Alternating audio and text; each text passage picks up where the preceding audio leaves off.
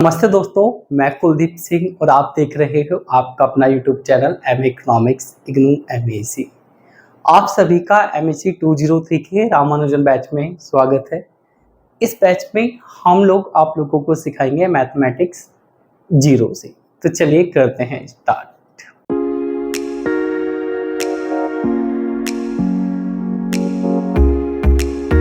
हम लोग स्टार्ट करेंगे यूनिट नंबर 5 से। यूनिट का नाम है मैट्रिक्स अलजेब्रा। ठीक है, इससे पहले ना आप लोगों का यूनिट नंबर 1 है, यूनिट नंबर 2 है, यूनिट नंबर 3 है और यूनिट नंबर 4 है। ये यूनिट्स आपको नहीं पढ़ने हैं। आप में से दो तरह के स्टूडेंट्स होंगे, एक जिन्होंने 10th तक मैथ पढ़ा है और एक जिन्होंने 10th के बाद भी मैथ पढ़ा है, यानी 10th प्लस। तो जिन लोगों ने 10th के बाद भी मैथ पढ़ा है उनको तो ये 4 यूनिट्स बिल्कुल भी नहीं पढ़ने हैं।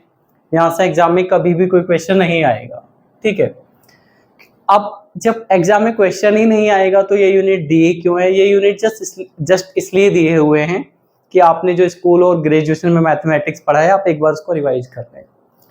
फिर जिन लोगों ने 10th क्लास तक मैथमेटिक्स पढ़ा है ना, वो लोग जरा ध्यान से देखना, उनको यूनिट 3 में से एक टॉपिक होता है फंक्शन, वो सीख लेना है। क्योंकि जब तक आपको ये नहीं पता होगा फंक्शन क्या होता है तो आगे के यूनिट समझने में आपको दिक्कत होगी। यूनिट 5, 6, 7, 8 तो समझने में दिक्कत नहीं होगी, बट आगे आपको दिक्कत हो सकती है। तो आपको क्या करना है, आप जिन लोगों ने 10th क्लास तक मैथ पढ़ा है वो सिर्फ और सिर्फ यूनिट 3 से एक टॉपिक पढ़ लो, फंक्शन। फंक्शन क्या होता है डिटेल में जाने की जरूरत नहीं है, बस बेसिक नॉलेज होनी चाहिए फंक्शन क्या होता है। इसके लिए आप एक काम कर सकते हो, एमएससी 203 की प्लेलिस्ट है हमारी, डिस्क्रिप्शन में आपको मिल जाएगी, वहां से आप ये टॉपिक देख लीजिएगा। ठीक है, अब हम लोग आते हैं अपने यूनिट नंबर 5 पे, यूनिट नंबर 6 पे, यूनिट नंबर 7 पे, यूनिट नंबर 8 पे। ये जितने भी आपके यूनिट्स हैं ये ना ब्लॉक नंबर 2 में डाले गए। इग्नू ने यूनिट्स को ब्लॉक्स में डिवाइड करा है। ब्लॉक 2 का नाम है आपका लीनियर अलजेब्रा।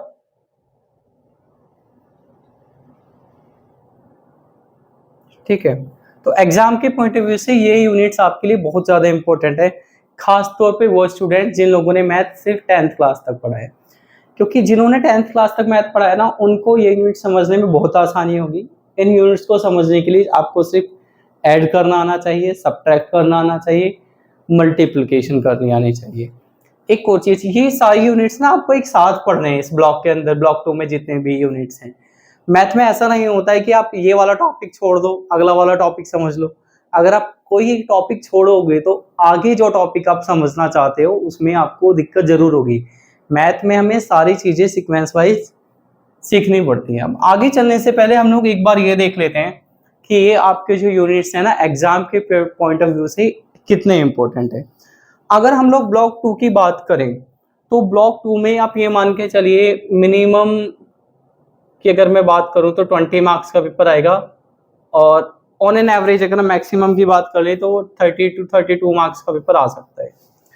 ऐसा मैं पिछले साल के जो क्वेश्चन पेपर है उनके एक्सपीरियंस के बेस पे आपके साथ डिस्कस करूंगा। मैंने पिछले साल के क्वेश्चन पेपर देखे हैं। एक्चुअली आपका जो एमएससी 203 सब्जेक्ट है ना, इस सब्जेक्ट पहले एमएससी 103 होता था और उससे पहले 003 होता था। तो जब इग्नू ने अपना एमए इकोनॉमिक्स का कोर्स बनाया था तब इस सब्जेक्ट का कोड था 003। फिर उन्होंने इसमें थोड़ा सा सिलेबस में चेंज करा और 2018 में कोड चेंज हो गया। थोड़ा सिलेबस में और चेंज करा है, ये आपका इन्होंने करा है जुलाई 23 के सेशन में, और कोड चेंज कर दिया 203। जब भी इग्नू सिलेबस में चेंज करता है सब्जेक्ट के तो उसका कोड चेंज कर देता है, नाम वही रहता है। तो जुलाई 23 में तो ये सिलेबस आया ही है नया वाला। तो अभी हमारे पास ना 3 क्वेश्चन पेपर हैं। पहला क्वेश्चन पेपर जून 24 में आया था, दूसरा क्वेश्चन पेपर दिसंबर 24 में आया, उसके बाद तीसरा क्वेश्चन पेपर जून 25 में आया।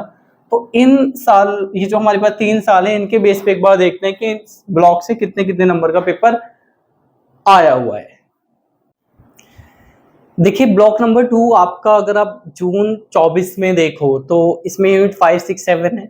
यूनिट 5 में से जो क्वेश्चन आया था आपका क्वेश्चन पेपर में, क्वेश्चन 1 का जो ए पार्ट था 8 मार्क्स का क्वेश्चन था, और क्वेश्चन 1 का जो बी पार्ट था वो 6 मार्क्स का था, वो आपके यूनिट 5 में से आए थे। उसके बाद क्वेश्चन 5 ये 12 मार्क्स का क्वेश्चन था आपका, ये यूनिट 6 से आया था। क्वेश्चन 1 का सी पार्ट ये यूनिट नंबर 7 से आया था, 6 मार्क्स का था। यूनिट 8 से कोई क्वेश्चन नहीं आया था। तो 8, 6, 12 प्लस 6 अगर आप इन सबको ऐड कर दो तो कुल मिला के 32 मार्क्स का पेपर आया था आपके इस ब्लॉक से। पहले जब ये 203 की जगह 103 कोड हुआ करता था, लीनियर अलजेब्रा से 44 मार्क्स तक का पेपर आ जाता था। लेकिन अभी क्योंकि सिलेबस बढ़ गया है, नए चैप्टर ऐड हो गए हैं, तो इसकी वेटेज लीनियर अलजेब्रा की थोड़ी सी कम कर दी है। फिर दिसंबर 24 में देखोगे तो यूनिट 5 से तो कोई क्वेश्चन नहीं आया था, लेकिन एक ही इंपॉर्टेंट बात है, इस देखोगे तो यूनिट 5 से दिसंबर 24 और जून 25 में क्वेश्चन नहीं आया। इसका मतलब ये नहीं कि आगे नहीं आएगा, आगे आ सकता है। जैसे देखो यहाँ से पहले नहीं आया था, फिर आ गया। और यूनिट 6 से आप देखो जून 24 में भी आया था, दिसंबर 24 में भी आया था, जून 25 में नहीं आया था। ऐसा कोई रूल नहीं है कि इस साल आया है अगले साल नहीं आएगा, या फिर इस साल नहीं आया तो अगले साल भी नहीं आएगा। आपको सारा सही तैयार करना है, मैं आपको जस्ट एक रफ आइडिया दे रहा हूँ। फिर अगर हम लोग दिसंबर 24 में देखें तो यहाँ से कोई क्वेश्चन नहीं आया है। और यूनिट 6 से क्वेश्चन नंबर 9 का बी पार्ट पेपर में आया था 3 मार्क्स का। और क्वेश्चन 1 का जो सी पार्ट था पेपर में वो यूनिट 7 से था 4 मार्क्स का।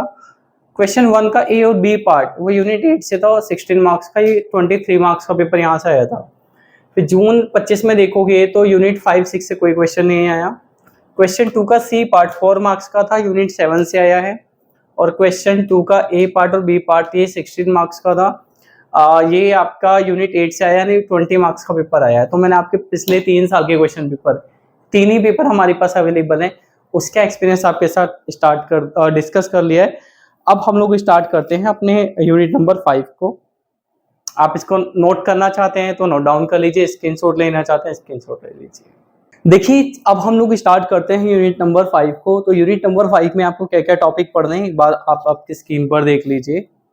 ठीक है, आपने टॉपिक्स तो देख लिए हैं। इसमें जो टॉपिक नंबर 5.0 है वो तो हम लोग नहीं पढ़ेंगे। टॉपिक नंबर 5.1 इंट्रोडक्शन, इसे पढ़ने की भी आपको ज़रूरत नहीं है। बाकी जो चीज़ें हमें दी हुई हैं वो चीज़ें हम लोग पढ़ेंगे, लेकिन जिस सीक्वेंस में हमें दिया हुआ है इग्नू के स्टडी मटेरियल में, उस सीक्वेंस में हम लोग नहीं पढ़ेंगे।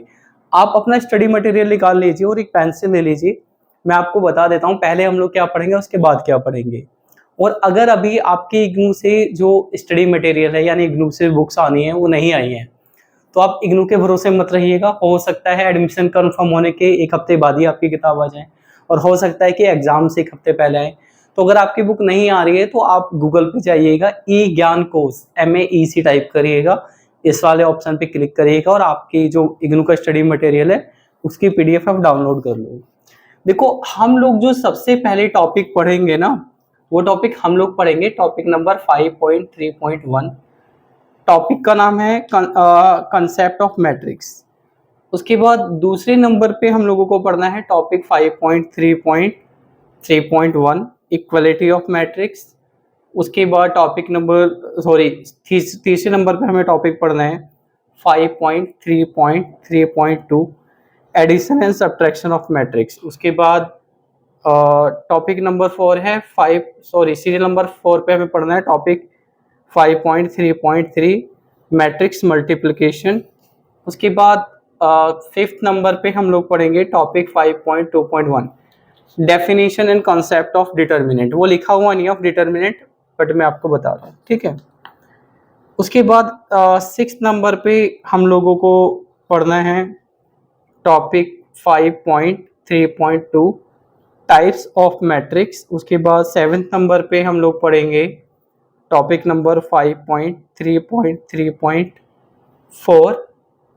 टॉपिक का नाम है एडजॉइंट एंड रेसिप्रोकल मैट्रिसेस।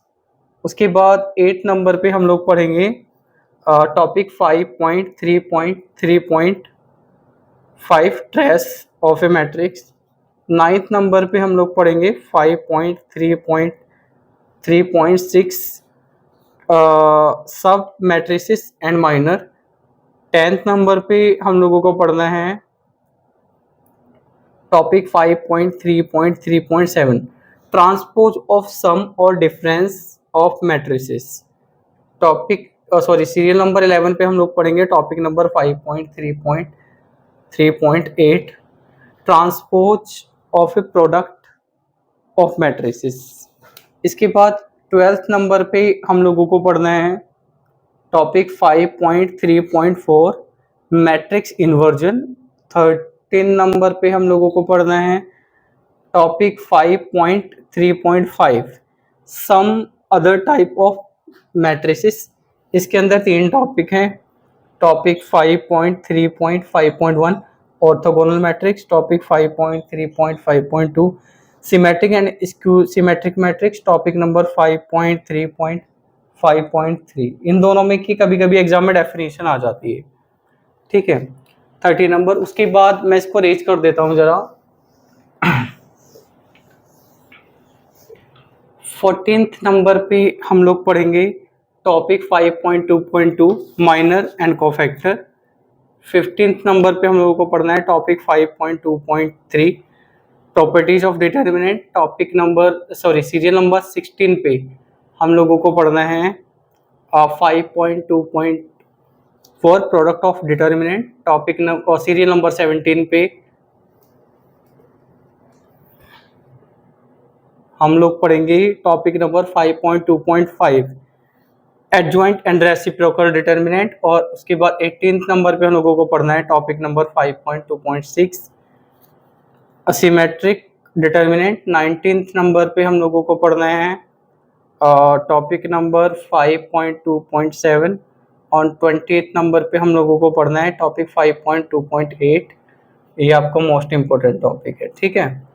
उसके बाद टॉपिक सीरियल नंबर 21 पे हमने पढ़ रहे हैं टॉपिक 5.3.6 पार्टीशन मैट्रिक्स। और उसके बाद लास्ट में हम लोग पढ़ेंगे टॉपिक नंबर 5.3.7। सबसे लास्ट में हम लोग करेंगे एक्सरसाइज, जो कि आपकी टॉपिक नंबर 5.7। तो इस सीक्वेंस में हम लोग स्टार्ट करेंगे, ठीक है। तो हम लोग स्टार्ट करते हैं अपने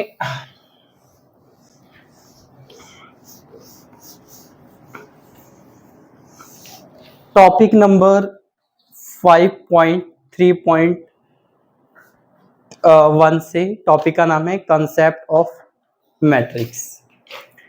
देखिए अभी तक आपने मैथ कितना पढ़ा है, कैसे पढ़ा है, किसने आपको पढ़ाया था, किस तरीके से आपने समझा था, कितना आपको आता है, कितना नहीं आता है। मुझे ये सब नहीं पता है। मैं ये मान के चलता हूँ कि आज से मैं आपको मैथ समझाऊंगा, हम लोग जीरो से पढ़ेंगे, ठीक है। कुछ चीज़ें आपको समझनी है। देखिए मैथ एक ऐसा सब्जेक्ट नहीं है कि जो बहुत ज़्यादा टफ है, लेकिन मैथ के अंदर 2 चीज़ें हैं। हर सब्जेक्ट को पढ़ने की अपनी कुछ रिक्वायरमेंट्स होती हैं। मैथ को पढ़ने की 2 रिक्वायरमेंट्स हैं। पहली चीज़ तो आपके अंदर पेशेंस होना चाहिए। कई बार ऐसा होता है कि हम लोग किसी क्वेश्चन को, किसी मैथमेटिकल प्रॉब्लम को सॉल्व करते हैं, कई घंटे नहीं होती है। और ऐसा बड़े बड़े मैथमेटिशियन के साथ भी होता है। एक हॉलीवुड में मूवी बनी थी रामानुजन जी के ऊपर, the man who no infinity. आप उस मूवी को देखिएगा तो उस मूवी में एक सीन आता है जिसमें हार्डी जी रामानुजन जी को एक मैथमेटिकल थ्योरम देते हैं प्रूव करने के लिए। तो रामानुजन जी को उस मैथमेटिकल थ्योरम को प्रूव करने में 1 दिन कंप्लीट हो जाता है, नहीं होती है, 2 दिन हो जाता है, नहीं होती है। तो मैथ में ऐसा होता है कि कई बार टॉपिक हमसे सॉल्व नहीं होता है, बहुत मेहनत करनी पड़ती है, इस तरीके से उस तरीके से, हमें सारे तरीके से उस प्रॉब्लम को सॉल्व करने की कोशिश करनी पड़ती है। तो पहली चीज़ तो है कि मैथ सीखने के लिए आपको पेशेंस चाहिए, बहुत ज़्यादा इंटेलिजेंस ही नहीं चाहिए, पेशेंस। दूसरी चीज़ है कि आपको कंसिस्टेंसी चाहिए। तो अगर देखो यहाँ पे 2 तरह के स्टूडेंट्स इस क्लास को देख रहे हैं, एक जिनको मैथमेटिक्स सीखना है और एक जिनको किसी भी तरीके से एग्जाम पास करना है। तो जिनको किसी भी तरीके से एग्जाम पास करना है उसके लिए तो चैनल ही नहीं है। जिन लोगों को रियलिटी में मैथ सीखना है, मैं उनके बारे में यहाँ पे जितनी भी चीज़ें हैं वो बता रहा हूँ। दूसरी चीज़ होती है कि मैथ एक कंसिस्टेंसी चाहता है। मैथ चाहता है कि आप उसको रोज़ समय दो। ऐसा नहीं हो सकता है कि आप एग्जाम से 4 दिन पहले मैथ को पढ़ना स्टार्ट कर दो। अगर ये 2 चीज़ें आप लोग करोगे तो डेफिनेटली आपको मैथ बहुत अच्छा लगेगा। तीसरी चीज़ ये है कि मैथमेटिक्स क्या है। तो आप लोग जब अपनी MAEC की प्रोग्राम गाइड पढ़ोगे तो प्रोग्राम गाइड में हर सब्जेक्ट का आपका सिलेबस दे रखा है और MEC 203 का भी इसमें सिलेबस दे रखा है। अगर आपको प्रोग्राम गाइड डाउनलोड करनी है तो प्रोग्राम गाइड का लिंक आपको डिस्क्रिप्शन में मिल जाएगा, ठीक है। प्रोग्राम गाइड में लिखा हुआ है कि एमएससी 203 जो आपका ये सब्जेक्ट है, इसे क्यों सिखाया जा रहा है। इसे सिखाने का जो ऑब्जेक्टिव है यूनिवर्सिटी का वो ये है कि मैथमेटिक्स को एज ए लैंग्वेज आपको समझाया जाए। तो आप लोग ये मान के चलना है आपको कि मैथमेटिक्स एक लैंग्वेज है और मैं आपको इसे लैंग्वेज के तौर पे ही समझाऊंगा। तो अभी तक आपने Hindi, English, Sanskrit etcetera etcetera जिस भी क्षेत्र में आप रहते हो, जो कि आपकी क्षेत्रीय भाषा है, वो सीखी होगी। अब आपको एक और भाषा सीखनी है जो कि है मैथमेटिक्स। तो हमारा जो टॉपिक नंबर 1 है कंसेप्ट ऑफ मैट्रिक्स। तो पहली बात तो ये है कि मैट्रिक्स कोई नई चीज नहीं है जो आपने कभी देखी नहीं है। आप बचपन से मैट्रिक्स को देखते हुए आ रहे हो, लेकिन आपने कभी इसको पहचाना नहीं है। पहचानोगे आप अब। अगर आप लोगों ने स्कूल में हमेशा अपनी मार्कशीट देखी होगी, तो मार्कशीट में क्या होता है, यहाँ पे सब्जेक्ट लिखे होते हैं और यहाँ पे मार्क्स लिखे होते हैं, ठीक है।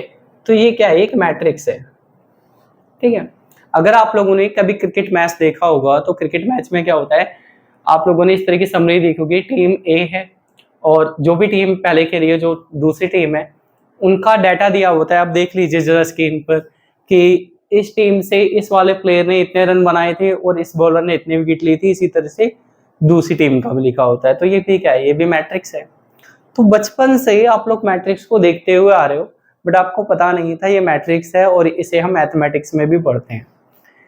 क्वेश्चन ये क्रिएट होता है कि आपको मैट्रिक्स क्यों पढ़ाया जा रहा है। तो मैट्रिक्स का यूज ना बहुत सारी जगह होता है। हम लोगों को कुछ चीजें ऐड करनी होती है, वहां पे मैट्रिक्स का यूज होता है। कुछ चीजें सब्ट्रैक्ट करनी होती है, वहां पे मैथमेटिक्स का यूज होता है। कुछ चीजों को पे मल्टीप्लाई करना होता है, वहां पे मैथमेटिक्स का यूज होता है। आप लोगों ने 9th क्लास या 10th क्लास में इस तरह की इक्वेशन पढ़ी होगी, it is 2 variable linear equation, ठीक है। तो इन इक्वेशंस को सॉल्व करके हम लोग x और y की वैल्यू निकालते हैं। इस तरह के इक्वेशंस को सॉल्व करने में भी मैट्रिक्स का यूज होता है। क्वेश्चन ये क्रिएट होता है कि सर हम लोगों को तो प्लस करना, माइनस करना, मल्टीप्लाई करना और इस तरह के इक्वेशंस को सॉल्व करना आता ही है, हमें मैट्रिक्स क्यों पढ़ाया जा रहा है। मैट्रिक्स में भी क्योंकि हमें यही चीजें करनी है। एक्चुअली अगर आप लोग देखोगे तो एजुकेशन को अगर हम लोग डिवाइड करें तो सबसे पहले हम लोग प्राइमरी स्कूल में पढ़ते हैं। प्राइमरी स्कूल में आपको ऐड करना सिखा दिया जाता है। तो प्राइमरी स्कूल में आपको जब ऐड करना सिखाया जाता है तो हमें सिखाया जाता है 1 + 2 = 3। हमें सब्ट्रैक्ट करना भी सिखा देते हैं, तो 5 - 3 = 2, ये हम प्राइमरी स्कूल में सीखते हैं। लेकिन अगर मैं आपसे कहूं कि आप 3 - 5 करिए, तो इतना हमें प्राइमरी स्कूल में नहीं सिखाया जाता है, ये हमें 6th क्लास में सिखाया जाता है, ठीक है। तो 6th क्लास में हम लोग क्या सीखते हैं कि अगर हम इस सब्ट्रैक्ट करेंगे तो -2 आएगा। यानी हमने सब्ट्रैक्ट करना पहले सीखा था प्राइमरी स्टैंडर्ड पे, पर इस तरह का सब्ट्रैक्शन हम लोगों ने प्राइमरी स्टैंडर्ड पे नहीं सीखा था, इसको हम 6th क्लास में सीखते हैं। तो इसी तरीके से आप लोगों ने सेकेंडरी या एलिमेंट्री या स्कूल लेवल पे कुछ तरह का प्लस करना, माइनस करना सीखा है, पर सभी तरह का नहीं सीखा है। कुछ ऐसे प्रॉब्लम्स हैं ऐड करने के, सब्ट्रैक्ट करने के या मल्टीप्लाई करने के, जिनको हम लोग बिना मैट्रिक्स के नहीं कर सकते हैं। एक एग्जांपल की हेल्प से मैं आपको समझाता हूँ। देखिए एग्जांपल ये है कि एक हमारे स्टूडेंट है और हम लोग इससे पूछते हैं कि आप वीकली यानी एक हफ्ते में कितने फ्रूट्स कंज्यूम करते हो। वैसे तो आजकल की जनरेशन मोमो जो चिली पोटैटो वाली है, बट यहाँ पे ये जो हमारी स्टूडेंट्स है राधिका, ये काफ़ी हेल्थ कॉन्शियस है, तो ये फल कंज्यूम करती है। मैं इसकी वीकली फ्रूट कंजम्पशन के बारे में आपको बता रहा हूँ। तो weekly 3 kg of mango consume कर लेती है और 2 kg लीची एंड 2 kg हम लोग मान लेते हैं एप्पल, ठीक है। साथ में मैं आपको उनके प्राइस बता रहा हूँ। प्राइस ऑफ मैंगो है ₹100 पर kg और हम लीची का प्राइस मान लेते हैं 150 और जो एप्पल है, एप्पल का प्राइस हम लोग मान लेते हैं 200। तो मैं आपसे कहता हूँ कि आप मुझे बताओ कि राधिका इतने फ्रूट्स कंज्यूम करती है, तो आपको पता है राधिका के इन फ्रूट्स को कंज्यूम करने के एक हफ्ते में कितने पैसे खर्च होते हैं। तो आप पहले देखोगे इसने मैंगो कितना लिया, 3 kg, लीची 3 kg, और आपका एप्पल 3 kg। ये तो इसकी क्वांटिटी हो गई। प्राइस मैंगो का कितना है, 100, 150, 200। तो आप इन दोनों की मल्टीप्लाई करोगे, इससे आपको क्या मिल जाएगा, एक्सपेंडिचर। ठीक है, ये हो गया 300, ये हो गया 450, और ये सॉरी ये 2 kg है ना, ये भी 2 kg है, 2 ये 300 हो गया, 300, और ये हो गया आपका 400। तो कुल मिला के इसका जो टोटल एक्सपेंडिचर है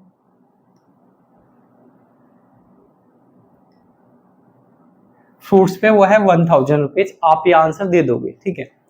मैं इस क्वेश्चन को थोड़ा सा मॉडिफाई करता हूँ, मैं यहाँ पे कुछ और लोगों को ले लेता हूँ। मैंने ले लिया है फॉर एग्जांपल, यहाँ पे स्टूडेंट है छवि, इसकी फ्रेंड, और इसकी एक फ्रेंड है फॉर एग्जांपल खुशबू, और एक फ्रेंड है इसकी विनीता। ठीक है, 4 फ्रेंड्स हैं। अब हम लोग इनके भी कंजम्पशन दे देते हैं। मान लीजिए इसका है 10 kg, और ये है 5 kg, और ये है 4। सिमिलरली इट इज तो Chhavi 10 kg of mango, 2 kg of litchi and 4 kg of apple consume करती है वीकली। इसी तरह से हमने खुशबू और विनीता का भी दे दिया। अब मैं आपसे कहता हूँ कि आप मुझे ये बताओ कि ये सब मिलके कितना पैसा खर्च करते हैं अपने फ्रूट्स के कंजम्पशन पे एक वीक में, यानी एक हफ्ते पे कितना पैसा खर्च करते हैं। तो आपको ना तीनों का ऐसे अलग अलग निकालना पड़ेगा, जिसमें बहुत सारा टाइम खर्च हो जाता है। यहाँ पे हमें मैट्रिक्स की जरूरत पड़ेगी। अगर हम मैट्रिक्स को यूज करें ना, तो आप ये सारे खर्चे को आपको ऐसे अलग अलग निकालना नहीं पड़ेगा सबका, आप एक ही बार में सबको कैलकुलेट कर दोगे इजिली। तो उसके लिए हमें क्या करना पड़ेगा, उसके लिए सबसे पहले तो ये जो आपको इंफॉर्मेशन है, इस इंफॉर्मेशन को किसी और तरीके से लिखना पड़ेगा। मैंने आपसे कहा था कि मैं आपको मैथमेटिक्स एज ए लैंग्वेज सिखाऊंगा। आपको ये मान के चल रहा है मैथमेटिक्स एक लैंग्वेज है, तो हर लैंग्वेज के अपने कुछ अल्फ़ाबेट्स होते हैं, तो मैथ भी एक लैंग्वेज है। हर लैंग्वेज में कुछ सिंबल्स होते हैं, मैथ के भी अपने कुछ सिंबल्स होते हैं। पहले आप समझिए मैथ का जो बेसिक फीचर है, जो बेसिक काम है वो क्या है। मैथ का पहला काम ये होता है कि एक आम जीवन में, हमारी एक आम लाइफ में जो भी चीज हम लोग बोलते हैं, आपको पता है हिंदी, इंग्लिश या किसी और लैंग्वेज से हमारी बोली गई चीज को हम लोग लिख सकते हैं किसी भी लैंग्वेज में, हिंदी में, इंग्लिश में, फ्रेंच में, जर्मन में, संस्कृत में, कन्नड़ में, मलयालम में, मराठी में, गुजराती में, बंगाली में। ठीक है, किसी भी लैंग्वेज में आप लिख सकते हो। अब आपने किसी भी लैंग्वेज में अपनी बात को लिख दी, मैथमेटिक्स आपकी उस बात को जो आपने किसी भी लैंग्वेज में लिखी है, उस बात को कुछ सिंबल्स में लिख सकता है। तो मैथ का पहला काम ये होता है, जो भी बात हम एक आम भाषा में लिखते हैं उसको किसी और सिंबल में डिनोट करना। तो ये हमने जो चीज लिखी हुई है, इस चीज को सबसे पहले तो हमें क्या करना है, एक दूसरी तरीके से लिखना है। अब वो जो दूसरा तरीका है लिखने का, वो क्या है, वो तरीका ये है, मैं एक टेबल बना लेता हूं। मैं राधिका को आर से डिनोट कर लेता हूँ, छवि को सी से, खुशबू को के से, विनीता को फॉर एग्जांपल वी से। और यहाँ पे फॉर एग्जांपल मैंगो है, लीची है, एप्पल है। It is 3, it is 2, it is 2, it is 10, it is 5, it is 4, it is 2, it is 1, it is 2, it is 4, it is 5, it is 3। तो हमने क्या करा है, आप देखोगे जो इन्फॉर्मेशन हमारे पास थी, एक आम आदमी इसको कैसे बताएगा। एक आम आदमी तो इसका बताएगा कि राधिका 3 किलो आम खाती है, 2 किलो लीची खाती है और 2 किलो एप्पल खाती है एक हफ्ते में। और छवि एक हफ्ते में 10 किलो मैंगो खाती है और 5 किलो लीची खाती है और 4 किलो एप्पल यानी कि सेब खाती है। इस तरह से खुशबू के बारे में बता देगा और इसी तरह से विनीता के बारे में बता देगा। पर इसमें ना हमें बहुत कुछ समय देना पड़ेगा पढ़ने के लिए। अब जो एक मैथमेटिशियन होगा वो क्या करेगा, वो इस इंफॉर्मेशन को एक टेबल की फॉर्म में लिख देगा और यहाँ पे इनको नोटेशंस दे देगा। इससे ना इसको समझना आसान हो जाता है। आप जरा देखिए, आपकी मम्मी या पापा जब आप छोटे थे तो आपकी मार्कशीट को आपके फ्रेंड्स के मार्कशीट से कंपेयर करते थे, क्योंकि आपकी मार्कशीट ऐसे ही टेबल की फॉर्म में लिखी होती थी। ठीक है, अब आपके 5 फ्रेंड हो या 6 या 7, उनका बस नहीं चलता तो नहीं तो पूरी दुनिया से आपकी मार्कशीट को कंपेयर कर दें। लेकिन अगर मार्कशीट टेबल की फॉर्म में ना लिख के ऐसे लिखी होती कि राहुल के मैथमेटिक्स में 40 नंबर आए हैं तथा एसएसटी में और 90 नंबर आए हैं तथा इंग्लिश में इतने नंबर आए, तब ऐसे लिखी होती तो क्या वो 10 लोगों की मार्कशीट पढ़ते? बिल्कुल भी नहीं पढ़ते। वो इसलिए पढ़ लेते थे, सबसे कंपेयर कर लेते तो टेबल की फॉर्म में होती थी, एक नजर में पिक्चर क्लियर हो जाती है। तो सेम चीज यहाँ पर है, जो मैथमेटिशियन होगा वो सबसे पहले क्या करेगा, इन्फॉर्मेशन को ऐसे टेबल की फॉर्म में कन्वर्ट कर देगा। अब यहाँ पे हम एक काम और करते हैं, क्योंकि बहुत सारी जब हमारे पास काम हो जाता है तो हम चाहते हैं कि हर चीज हमारे पास सिंपल तरीके से हो। स्टार्टिंग में आप लोगों ने देखा वही कपड़े हाथ से धोए जाते थे, ठीक है।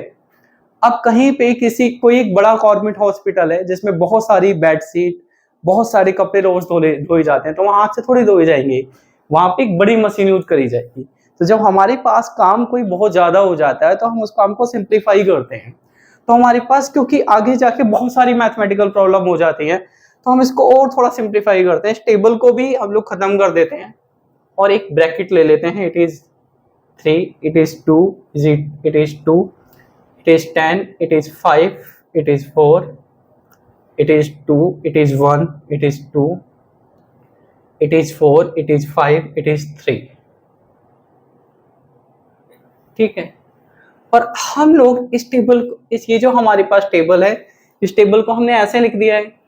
अब हम इस टेबल को एक नाम देंगे। अगर आप देखोगे ना कभी भी तो आपकी जो 10th क्लास की जो मार्कशीट है उस पर एक सीरियल नंबर होता है। सीरियल नंबर क्यों होता है? जिससे बहुत सारी मार्कशीट है, हर मार्कशीट का एक रिकॉर्ड लिखा जाए। आपका भी एक नाम है, क्योंकि दुनिया में बहुत सारे लोग हैं, आपकी फैमिली में कई लोग हैं, तो सभी लोगों के नाम फैमिली में एक जैसे थोड़ी होते हैं, एक ही नाम थोड़ी होता है, सभी का अलग अलग होता है, जिससे सबको एक अलग पहचान दी जाए, जिससे कन्फ्यूजन क्रिएट ना हो। तो हम भी जब किसी टेबल को ऐसे लिखते हैं तो उसको एक नाम दे देते हैं, क्योंकि यहाँ पे ये जो इन्फॉर्मेशन है ये क्वांटिटीज है, किसकी? फ्रूट्स की। तो मैं यहाँ पे क्यू नाम देता हूँ। क्यू का मतलब है quantity, for example of fruits. ठीक है, अब जब आप किसी इंफॉर्मेशन को इस तरीके से ब्रैकेट में लिखते हो, कुछ बुक्स में आप देखोगे तो आपको ऐसा ब्रैकेट भी मिल जाएगा। ठीक है, ये तो चाहे तो आप ये वाला ब्रैकेट यूज करो, चाहे ये वाला ब्रैकेट यूज करो। ठीक है, हम लोग जब किसी इंफॉर्मेशन को इस तरीके से रिप्रेजेंट करते हैं तो ये क्या है, बेसिकली इसको हम लोग बोलते हैं matrix. It is a matrix. क्या नाम है इसका? क्यू। तो एक मैट्रिक्स है क्यू। आपकी बात समझ में आ गई होगी मैट्रिक्स क्या है। हमारे पास अगर कोई ऐसी इंफॉर्मेशन है जिस इंफॉर्मेशन को हम ऐसे टेबल की फॉर्म में लिख सकते हैं, तो उस टेबल को भी हम लोग ऐसे लिख देते हैं, तो ये हमारी मैट्रिक्स होती है। इसी तरह से मैं यहाँ पे जो हमारे पास प्राइस है, मैं इसकी भी मैट्रिक्स बना सकता हूँ। ठीक है, जैसे इस मैट्रिक्स को मैं P से डिनोट कर देता हूँ। It is 100, it is 150 and it is 200। ठीक है, अब अगर मैं इन दोनों मैट्रिक्स की मल्टीप्लाई कर दूं P इंटू क्यू, तो हमारा ना टोटल एक्सपेंडिचर आ जाएगा। जैसे हमने यहाँ पे एक स्टूडेंट का निकाला था, ऐसे मुझे चारों का अलग अलग निकालना पड़ता, अब मुझे अलग अलग नहीं निकालना पड़ेगा। लेकिन इसके लिए मुझे जरूरत होगी कि मैं मैट्रिक्स की मल्टीप्लाई कैसे करते हैं उसको सीख लूँ, जो हम लोग आगे सीखेंगे। ठीक है, तो पहली चीज तो आपको ये चीज क्लियर होगी कि मैट्रिक्स होती क्या है। डेफिनेशन देना भी आपने नहीं सीखा है, डेफिनेशन आपके एग्जाम में आएगी नहीं, वो स्कूल में ही पूछ ली जाती है, स्कूल के एग्जाम में आते हैं डेफिनेशन। बट मैं आपको समझाऊंगा डेफिनेशन में आपको रटवाऊंगा नहीं, मैं इस तरीके से समझाऊंगा कि आप खुद से ही डेफिनेशन बना लो और एग्जाम में लिख दो, आपको रटने ना पड़े। ठीक है, तो पी मैट्रिक्स और क्यू मैट्रिक्स हो गई है। मैं यहाँ पे इसको रेज करता हूं। अब हम मैट्रिक्स के बारे में थोड़ा सा समझना स्टार्ट करते हैं।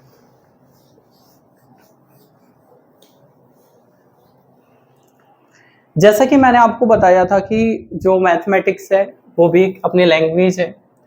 तो सबसे पहले आप जब मैथमेटिक्स में कोई भी चीज़ लेते हो तो उस चीज़ को ना हमें पढ़ना सीखना होता है।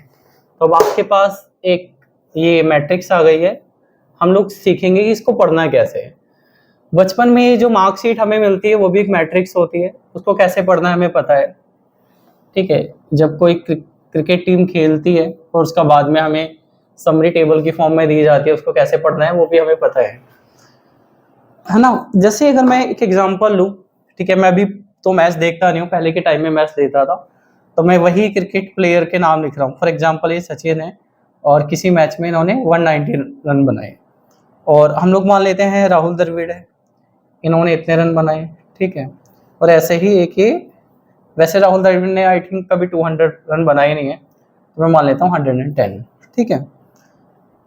तो ये टेबल है। अब इस टेबल को पढ़ने के दो तरीके हैं, आप पहले नाम पढ़ो। एक तो ये तरीका है ऐसे और ऐसे, और एक तरीका ये कि आप इसको ऐसे पढ़ लो।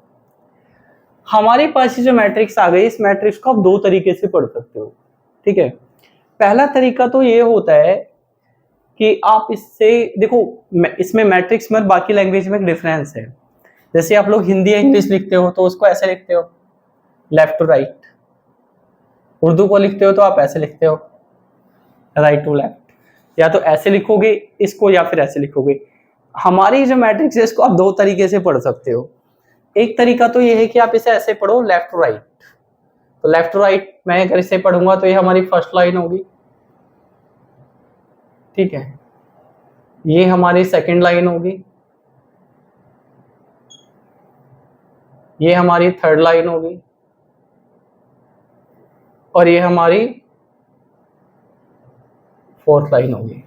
तो अगर आप मैट्रिक्स को जब लेफ्ट टू राइट पढ़ते हो, जो फर्स्ट लाइन होती है ना, इसको हम लोग बोलते हैं फर्स्ट रो, और डिनोट कर देते हैं इसको R1 से। ये आपका सेकंड रो है, सेकंड लाइन होती है सेकंड रो, डिनोट कर देते हो R2 से। Third row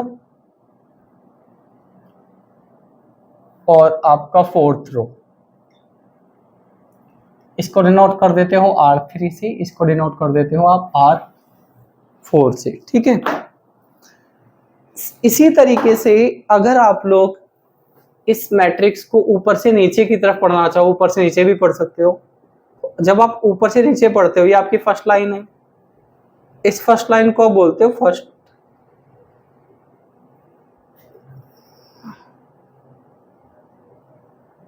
column. ये आपकी सेकंड लाइन है, इसको आप बोल देते हो सेकंड कॉलम। फर्स्ट कॉलम को आप C1 से डिनोट करते हो, इट इज सेकंड कॉलम। इसको आप C2 से डिनोट करते हो। ये आपकी क्या हो गई है, थर्ड लाइन। इसको आप थर्ड कॉलम बोलते हो, C3 से डिनोट कर देते हो। तो हम किसी मैट्रिक्स को दो तरीके से पढ़ सकते हैं, एक तो लेफ्ट टू राइट, ठीक है, और एक आप इसे अप टू डाउन, यानी कि आप ऐसे पढ़ सकते हो उसको, और एक ऊपर से नीचे पढ़ सकते हो। ऐसे पढ़ोगे तो फर्स्ट लाइन को फर्स्ट रो, सेकंड लाइन को सेकंड रो, थर्ड लाइन को थर्ड रो, फोर्थ लाइन को फोर्थ रो। ऐसे पढ़ोगे तो फर्स्ट लाइन को फर्स्ट कॉलम, सेकंड लाइन को सेकंड कॉलम, थर्ड लाइन को थर्ड कॉलम, फोर्थ लाइन को फोर्थ कॉलम। अब इस मैट्रिक्स के अंदर जो नंबर्स हैं, ये जितने भी नंबर्स हैं,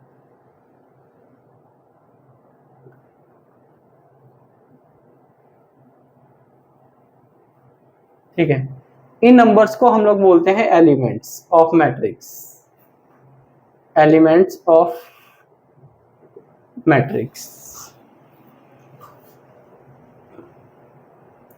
अब एक चीज और समझ लीजिए कि कभी कभी ना आप लोग देखोगे तो कहीं पे तो आपको लिखा हुआ दिखेगा मैट्रिक्स, कहीं पे आपको लिखा हुआ दिखेगा मैट्रिसेस। तो मैट्रिक्स और मैट्रिसेस में क्या डिफरेंस होता है? अगर एक सिंगल मैट्रिक्स है तो हम उसको मैट्रिक्स बोलते हैं, बेसिकली सिंगुलर वर्ड है। और अगर एक से ज्यादा मैट्रिक्स है, यानी जो प्लूरल है, उसको हम लोग बोलते हैं मैट्रिसेस। तो बेसिकली मैट्रिक्स का प्लूरल होता है मैट्रिसेस। तो आपको ये तो समझ में आ गया है कि एक मैट्रिक्स को पढ़ना कैसे है। मैट्रिक्स में कुछ रो होते हैं, मैट्रिक्स में कुछ कॉलम होते हैं। मैं जरा इसको एक बार इरेज कर लेता हूँ, अगर आपको नोट करना है तो आप नोट कर लीजिए। देखिए मैंने यहाँ पर एक जो मैट्रिक्स है हमारी क्यू मैट्रिक्स को लिख दिया है। अब मैं यहाँ पे आपसे कुछ क्वेश्चन पूछता हूँ जिसके आंसर आपको देने आने चाहिए, जो चीज़ आपको पूछनी है। तो अगर आपसे पूछा जाता है आप नंबर ऑफ रोज बताइए, रो का प्लूरल होता है रोज, नंबर ऑफ रोज इस मैट्रिक्स में आपके कितने रो हैं। तो नंबर ऑफ रो को ना हम लोग डिनोट करते हैं एम से, यह बात आपको याद रखनी है, नंबर ऑफ रो को एम से डिनोट करते हैं। तो इसमें कितने रो हैं, रो क्या होता है ऐसे जब हम लोग पढ़ते हैं, फर्स्ट रो हो गया, ये आपका सेकंड रो हो गया, ये आपका थर्ड रो हो गया है, ये आपका फोर्थ रो हो गया है। यानी इसमें जो नंबर ऑफ रो है वो है 4। अब अगर आपसे पूछा जाता है, दूसरी चीज आपसे पूछी जाती है, आप नंबर ऑफ कॉलम्स बताइए, ठीक है, नंबर ऑफ कॉलम्स। तो नंबर ऑफ कॉलम्स को हम लोग एन से डिनोट करते हैं। नंबर ऑफ कॉलम आप कैसे पढ़ोगे, ऐसे, ये आपका फर्स्ट कॉलम हो गया है, इसको ऐसे पढ़ोगे आपका सेकंड कॉलम हो गया है, इसको आप ऐसे पढ़ोगे आपका थर्ड कॉलम हो गया। तो नंबर ऑफ कॉलम हो गए हैं 3। अब तीसरी चीज आपसे पूछी जाती है, आप ऑर्डर बताइए, ऑर्डर ऑफ मैट्रिक्स क्यू। आपके पास ये जो मैट्रिक्स क्यू है आपको उसके ऑर्डर बताने हैं। तो ऑर्डर में के लिए आपको लिखना होता है एम, और ये जो आपके पास निशान है इसको हम लोग पढ़ते हैं एम। ये आपको प्रोडक्ट का साइन दिख रहा है, इनटू का साइन दिख रहा है, ठीक है, क्रॉस जैसा, बट हम इसको पढ़ते हैं एम बाय एन। यहाँ पे जो ये प्रोडक्ट का साइन दिख रहा है ना आपको, इसको बाय पढ़ा जाता है, तो ये है एम बाय एन, ठीक है। तो किसी भी मैट्रिक्स के जो ऑर्डर होते हैं वो होते हैं एम बाय एन। एम का मतलब है नंबर ऑफ रो और एन का मतलब है नंबर ऑफ कॉलम। इनकी मल्टीप्लाई मत करना, इनको ऐसे लिखा रहने देना है आपको, ठीक है। तो इस मैट्रिक्स के जो ऑर्डर है उसको हम ऐसे डिनोट करते हैं, ऑर्डर हो गई आपको ये। आपके पास जब भी कोई मैट्रिक्स होती है तो मैट्रिक्स के ऑर्डर को ना हम यहाँ कोने में लिखते हैं ऐसे ब्रैकेट के अंदर, 4 into 3। किसी भी मैट्रिक्स में उसके ऑर्डर को कहाँ लिखा जाता है, ये वाला आपको जो कॉर्नर है नीचे वाला राइट कॉर्नर, ठीक है। इसके बाद अगर आपसे पूछा जाता है आप नंबर ऑफ एलिमेंट्स बताइए ऑफ मैट्रिक्स क्यू। तो आपके पास जो क्यू मैट्रिक्स है अगर आपसे उसके एलिमेंट्स पूछे जाते हैं तो आपको ना ये जो ऑर्डर थे इन दोनों की मल्टीप्लाई कर देना 12। वैसे आप काउंट भी कर सकते हो 1 2 3 4 5 6 7 8 9 10 11 12। तो आप उनको काउंट करके भी बता सकते हो और ऐसे मल्टीप्लाई करके भी बता सकते हो। तो अभी तक ना हम लोगों ने ये सीख लिया है कि मैट्रिक्स क्या होती है। अगर आप किसी भी इंफॉर्मेशन को टेबल की फॉर्म में लिख सकते हो, फिर टेबल की फॉर्म से हम लोग एक पर्टिकुलर ब्रैकेट में उसको डाल देते हैं, तो वो जो इन्फॉर्मेशन है वो हमारी मैट्रिक्स हो गई है, उसको हम अपना एक नाम दे देते हैं, ठीक है। और रो क्या होता है वो आपको पता चल गया। जब भी मैट्रिक्स को आप लेफ्ट से राइट की तरफ पढ़ोगे तो रो, पहली लाइन को फर्स्ट रो, सेकंड लाइन को सेकंड रो, इस तरीके से। कॉलम क्या होता है, आप जब भी किसी मैट्रिक्स को ऊपर से नीचे की तरफ पढ़ोगे तो फर्स्ट लाइन को फर्स्ट कॉलम, सेकंड कॉलम, इस तरीके से। नंबर ऑफ रो को एन से डिनोट करते हैं, नंबर ऑफ कॉलम को एन से डिनोट करते हैं। किसी मैट्रिक्स के ऑर्डर को एम बाय एन से लिखा जाता है, और कॉलम को हम यहाँ कॉर्नर पे लिखते हैं मैट्रिक्स के। नंबर ऑफ एलिमेंट्स कैलकुलेट करने के लिए आप इन दोनों की मल्टीप्लाई कर देना। ऑर्डर में मल्टीप्लाई नहीं करना है, ऑर्डर को आपको ऐसे लिखना है। तो यहाँ तक आई थिंक अभी तक सारी बातें आपको समझ में आ रही होंगी। अब होता क्या है कि कभी कभी हमारे सामने कुछ ऐसी सिचुएशन आती हैं जब हमें किसी मैट्रिक्स को कोई सिंबल देना होता है ना। बहुत सारी चीजें हमारी लाइफ में अननोन होती हैं जिनको हम जानते नहीं हैं, अननोन। फॉर एग्जाम्पल आपके घर में एक फंक्शन होने वाला है, फंक्शन में आपको खाना बनवाना है सॉरी। तो हलवाई आपसे क्वेश्चन पूछेगा, जब आप हलवाई को बुलाओगे, हलवाई आपसे क्वेश्चन पूछेगा कितने लोगों को खाना बनवाना है। एग्जैक्ट तो आपको पता ही नहीं है फिगर कि कितने लोग आने वाले हैं, आप अंदाजा बताते हो उसको 200 लोग आने वाले हैं या 300 लोग, ये एक अंदाजा है, यानी हमें पता नहीं है। तो मैथ में हमें जब कोई चीज नहीं पता होती अक्सर हम उसको एक्स मान लेते हैं। जब कोई चीज हमें नहीं पता होती है तो हम उसको y मान लेते हैं, किसी चीज को z मान लेते हैं, किसी चीज को w मान लेते हैं। तो हम ना जब किसी चीज को नहीं जानते हैं तो उसको कुछ एक नाम देते हैं। नाम क्या देते हैं? x y z, ठीक है, इस तरह से हम लोग नाम देते हैं। मैट्रिक्स में भी होता है, जैसे आपके पास ये एलिमेंट्स हैं, 3 है, 2 है, 2 है, 10 है, 5 है, 4 है, तो ये आपको पता है। कई बार कुछ ऐसी भी इंफॉर्मेशन होती है जो आपको नहीं पता होती है। तो जब कोई चीज आपको पता ही नहीं है, जैसे यहाँ तो आपको पता है कि भाई जो विनीता है, विनीता 3 किलो एप्पल खाती है एक हफ्ते में, है ना। आपको ये पता है कि छवि एक हफ्ते में 5 किलो लीची खाती है, तो आपको 5 पता है। कभी कभी ऐसा होता है कि हमें पता ही नहीं होता है कि यहाँ 5 है, 3 है, 4 है, कुछ चीजें मिस होती हैं, तो फिर हमें ना उनको एक नोटेशन देना होता है। मैट्रिक्स में नोटेशन देने का क्या तरीका होता है, इसको समझते हैं। मैं ये चीजें चलिए नोट नहीं करते हैं, मैं थोड़ा सा पानी पी लेता हूँ, मुझे थोड़ी प्यास लग रही है, ठीक है। तो हम लोगों को मैट्रिक्स में कई बार एलिमेंट्स को नोटेशन देना होता है। नोटेशन कैसे देते हैं इसको समझते हैं। ये हमारे पास इस एलिमेंट को जरा ध्यान से देखिए, मैं ये चीजें रेज कर लेता हूं।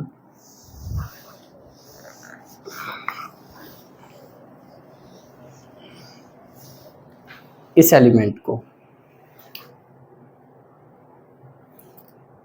अब मैं आपसे पूछता हूं कि ये एलिमेंट कौन से रो में है। Means this element belongs to which row। तो मैंने आपसे पूछा है कि भाई आप मुझे बताओ ये जो एलिमेंट है कौन से रो में है, तो आप बता सकते हो इस एलिमेंट को, आपको कि सिर्फ फर्स्ट रो में है, ठीक है, रो 1। अब मैं आपसे पूछता हूं this element belongs to which column, तो आप देखोगे कौन सा कॉलम है, ये C1 है, ये C2 है और ये हमारा C3 है। तो अब बता दोगे फर्स्ट कॉलम में, ठीक है, आपने बता दिया। अब मान लीजिए मैं एक एलिमेंट ले लेता हूं, ये 1। सेम क्वेश्चन मैं आपसे पूछ रहा हूं,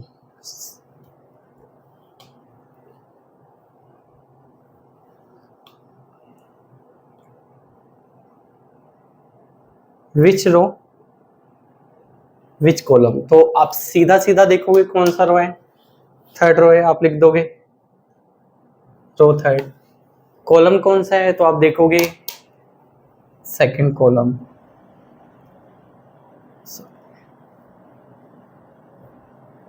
ठीक है।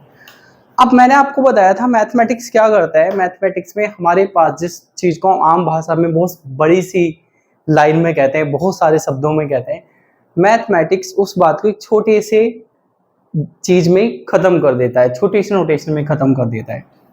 तो अगर मुझे लिखना है ना this elements belong to R1, ये तो आपने आंसर दे दिया है, ठीक है, और कॉलम 1, तो मुझे ना इसके लिए इतनी बड़ी लाइन लिखने की जरूरत नहीं है, मुझे ये 2 लाइन लिखनी ही नहीं है। मैं लिखूंगा A, इसके नीचे लिखूंगा 1 और इसके नीचे भी लिखूंगा 1। ये A है, इसको क्यों मत समझना, ये क्यों है, ये A है, ठीक है। इसका मतलब है रो 1 और इसका मतलब है कॉलम 1। बिल्कुल ऐसे ही अगर मुझे 1 लिखना है, मेरे को लिखना है this elements belong to row 3 and this element belongs to column 3, तो मैं भाई इतनी सारी लाइन लिखूंगा ही नहीं, मैं सीधा लिखूंगा A। एलिमेंट को A से डिनोट करते हैं, कई बार B से भी कर देते हैं, वो हम आगे समझेंगे। तो मैंने A लिखा, A का मतलब एलिमेंट है, और कौन सा है, रो 3, तो मैं पहले लिखूंगा 3 और लिख दूंगा मैं 2। जो पहला वाला नंबर होता है ये रो को रिप्रेजेंट करता है, और जो बाद वाला नंबर होता है तो वो किसको रिप्रेजेंट करता है, कॉलम को। तो अगर कहीं पर लिखा हो A11 तो इसका मतलब है आप एक ऐसे एलिमेंट की बात कर रहे हो, ठीक है, जो फर्स्ट रो में है और जो फर्स्ट कॉलम में है। अगर मैं लिखता हूं A32 तो इसका मतलब है मैं एक ऐसे एलिमेंट की बात कर रहा हूं जो थर्ड रो में है और एक आपके सेकंड कॉलम में है। मैं आपसे कुछ एलिमेंट्स पूछूंगा, उस एलिमेंट्स का आपको आंसर देना है। मैं इसको रेज कर लेता हूँ, आई थिंक आपको बात समझ में आ रही होगी। ठीक है, मैं इसको रेज करता हूँ। मैं आपसे एलिमेंट पूछता हूँ A23, A33, A42, A23, A43। ये मैंने आपसे एलिमेंट्स पूछे हैं, आपको इसका आंसर देना है। तो सबसे पहले आप ये देखोगे कि ये हमारा जो एलिमेंट है इसका मतलब क्या है। इसका मतलब है रो यानी सेकंड रो, इसका मतलब है कॉलम यानी थर्ड कॉलम। तो आपको ऐसा एलिमेंट देखना है जो सेकंड रो में आ रहा है, ये आपका सेकंड रो है। थर्ड आपको कॉलम देखना है, तो ये कॉलम है। यहां से हमारे पास जो एलिमेंट आया है सेकंड रो थर्ड कॉलम, ये तो आपका आंसर आ गया 4। ठीक है, अब इधर आते हैं। इसका मतलब है रो, थर्ड रो, उसका मतलब है थर्ड कॉलम। तो थर्ड रो आपका ये आ गया, थर्ड कॉलम आपका ये आ गया। तो थर्ड रो और थर्ड कॉलम ये एलिमेंट, यानी इसका आंसर आ गया आपका 2। अब एक सेकंड रुकिएगा आप जरा, मार्कर की कैप। इसके बाद अब आप इसको देखोगे तो रो और इसको देखोगे तो कॉलम, यानी कौन सा रो, फोर्थ रो, R4, यानी ये हो गया आपका फोर्थ रो। कॉलम कौन से आपके पास, कॉलम 2 है, तो फोर्थ रो सेकंड कॉलम, यानी हमारे पास अभी जो एलिमेंट आ गया है वो ये एलिमेंट आ गया है फिफ्थ। तो इसका आपका आंसर आ गया है फिफ्थ, सॉरी फिफ्थ नहीं 5। ठीक है, इसके बाद ये इसका मतलब क्या है, सेकंड रो, इसका मतलब क्या है थर्ड कॉलम। तो सेकंड रो और थर्ड कॉलम, ये तो रिपीट हो गया दोबारा, 4 ही आएगा। इसके बाद इसको देखो तो फोर्थ रो और थर्ड कॉलम, तो फोर्थ रो आपका ये है। ठीक है, और हम लोग यहाँ पे थर्ड कॉलम देखें तो थर्ड कॉलम आ रही है, यानी ये वाला एलिमेंट, इसका मतलब है 3। ठीक है, तो हम लोग किसी भी एक एलिमेंट को एक नोटेशन दे सकते हैं। नोटेशन कैसे देना है मैंने आपको समझा दिया है। अब हमारे पास जो ये नोटेशन है, इसमें जो पहली वाली वैल्यू होती है उसको हम रो में देखते हैं, इसका मतलब है रो में देखना है, और उसका मतलब है कॉलम में देखना है। तो जनरली अगर हमारे पास इस तरह के मैट्रिक्स है तो आप इस एलिमेंट को कैसे लिखोगे, फर्स्ट रो में है, फर्स्ट कॉलम में 1 1, ये सेकंड रो सेकंड कॉलम में है A12, ये कहाँ है फर्स्ट रो में, थर्ड कॉलम में, तो A13। ठीक है, ये एलिमेंट कहाँ है सेकंड रो में और फर्स्ट कॉलम में, तो A21, पहली वाली वैल्यू रो, दूसरी वाली value column, second row second column यानी A22, और ये आपका सेकंड रो थर्ड कॉलम यानी A23। इसी तरह से ये A31, A32, A33, और इसी तरह से A41, A42, A44। तो हमारे पास किसी मैट्रिक्स को हम इस तरह से भी नोटेशन दे सकते हैं। आई थिंक यहाँ तक आपको बात समझ में आ रही होगी, इसमें कोई आपको डाउट होगा नहीं। ठीक है, अब एक और भी चीज है, मान लीजिए मेरे पास एक मैट्रिक्स है और इस मैट्रिक्स को मैं नाम देता हूँ, फॉर एग्जांपल ए नाम दे दिया। ये हमारी मैट्रिक्स थी ए, ये मैट्रिक्स थी हमारी, सॉरी की क्यू थी, और ये मैट्रिक्स थी हमारी ए। या आप इसको ये मान लीजिए मैट्रिक्स हमारी क्यू ही है। ठीक है, इसको थोड़ी देर के लिए इरेज कर देते हैं। ये मैट्रिक्स आपके पास मैट्रिक्स है। अब कई बार मैट्रिक्स ऐसी होती है, जैसे इसमें आप देखोगे तो जो आपके एलिमेंट्स हैं 12 है, 12 एलिमेंट्स हैं, 20 हो सकते हैं, 30, 40, 50, बहुत सारे एलिमेंट्स हो सकते हैं। तो अगर मैं आपसे कहूं कि आप इसको ना किसी शॉर्ट फॉर्म में लिखो मैथ में, तो आप इसको लिखोगे 10 की पावर 4। ठीक है, इसको लिखोगे ऐसे। अगर मैं आपसे पूछूं भी आप लोग मुझे धरती और जो सूर्य है उसके बीच का डिस्टेंस बताओ, तो इनके बीच का डिस्टेंस जो आप दोगे पावर में ही दोगे। क्यों? क्योंकि बहुत बड़ी डिजिट है। इस डिजिट को हम आराम से ऐसे छोटा करके लिख सकते हैं, इस डिजिट को भी हम लोग छोटा करके लिख सकते हैं। तो जब बहुत बड़ी हमारे पास कोई डिजिट होती है हम उसको पावर में लिखते हैं। अब अगर आपके पास कभी कोई बहुत बड़ी मैट्रिक्स है तो उस मैट्रिक्स को भी क्या आप छोटा करके लिख सकते हो? हाँ, इस मैट्रिक्स को हम छोटा करके लिख सकते हैं। सिर्फ और सिर्फ एक एलिमेंट्स में हम लोग इसको खत्म कर देंगे। आप लोग इस मैट्रिक्स को लिखोगे क्यू, ऐसे मैट्रिक्स का साइन देना है, इसमें आप लिख लीजिएगा ए, इट इज ए, ये ए थे ना सारे ए। अब यहाँ 1 2 3 चल रहा है, यहाँ भी 1 2 3 चल रहा है, आप यहाँ पे आई और जे लिख देना। क्या लिख देना?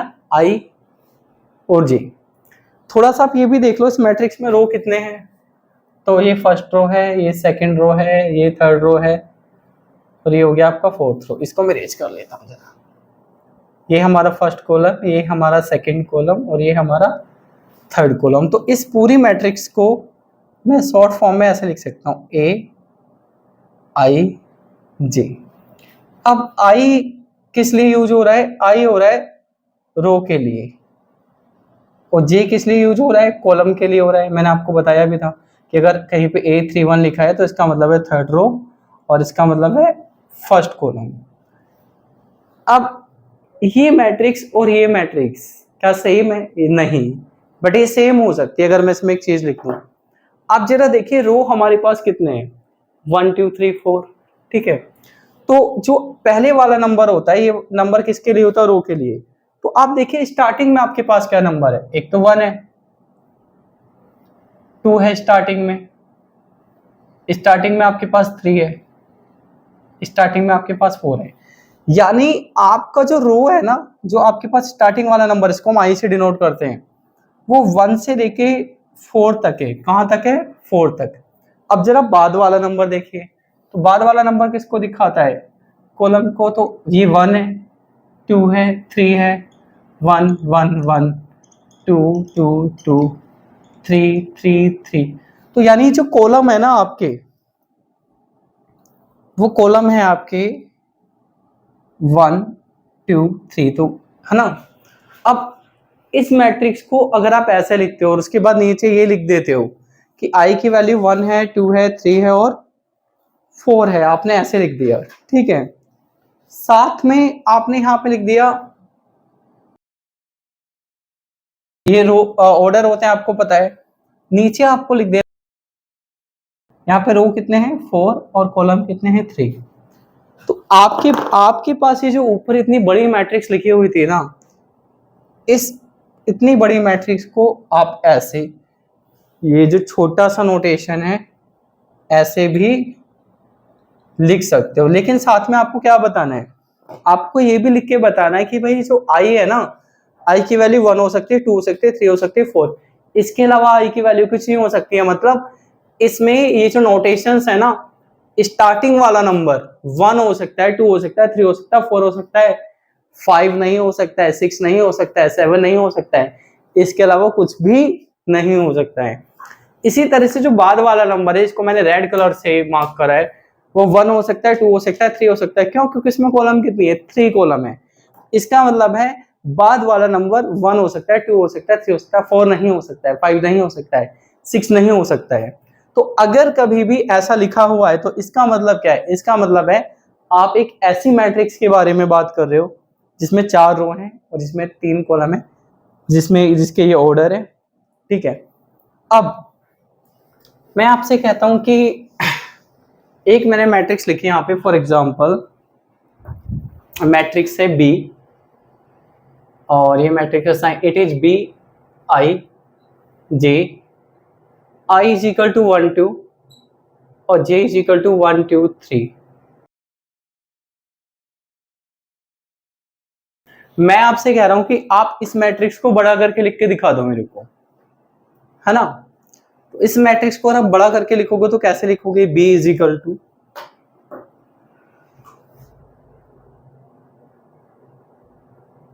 अब ये जो आई है ये किस चीज को रिप्रेजेंट करता है? रो को रिप्रेजेंट करता है। तो रो है 1 2। तो एक बात तो आपकी क्लियर हो गई कि इस मैट्रिक्स के अंदर 2 ही रो होंगे, R1 और ये हो गया आपका R2, ठीक है। आपका जे किस चीज को डिनोट करता है? ये कॉलम को डिनोट करता है। इसका मतलब है आपके पास जो मैट्रिक्स होगी इसमें 3 कॉलम होंगे, first column, second column, third column. अब इसके बीच में आपको नंबर भरने हैं, तो नंबर भर लो सीधा। A1 A12 A13 A21 A22 A23, ये आपके ऑर्डर है, ये रो होता है, ये आपका कॉलम होता है, ठीक है। तो ये मैट्रिक्स अगर आपके पास है तो इस मैट्रिक्स को आप ऐसे लिख सकते हो, ठीक है।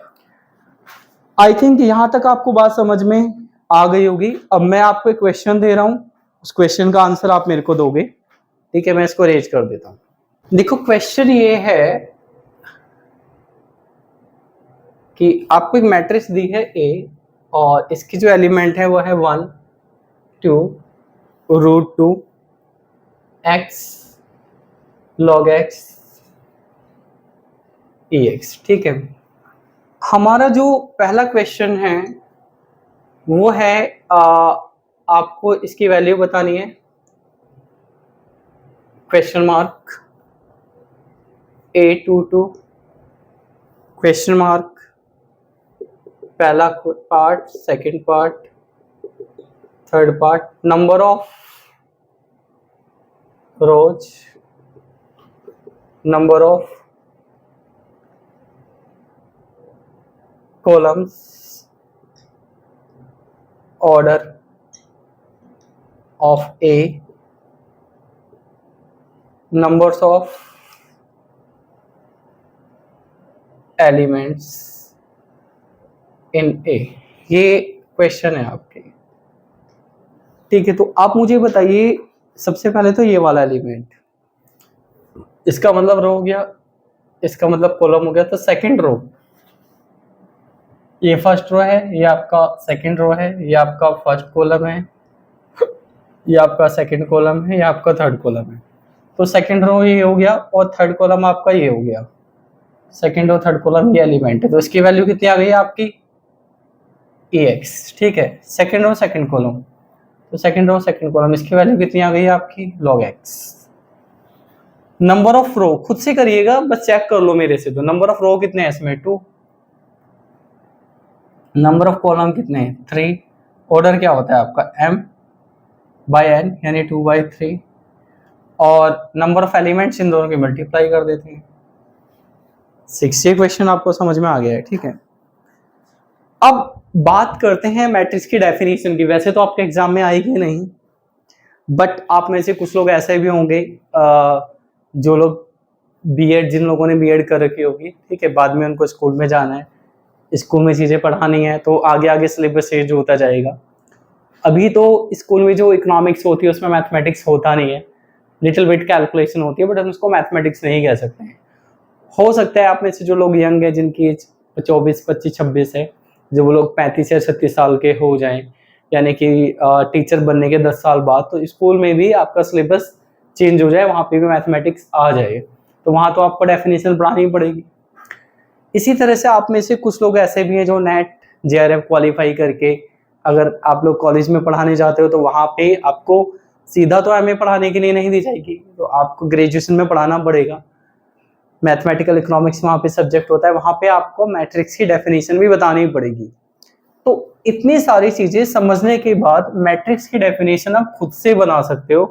अब आपको मैट्रिक्स की डेफिनेशन याद करने की जरूरत नहीं है, मैं आपको कोई भी थ्योरी याद नहीं करवाऊंगा, सब चीजों के कंसेप्ट आराम से बताऊंगा। उस कंसेप्ट को समझने के बाद डेफिनेशन आप खुद से बना लोगे, ठीक है।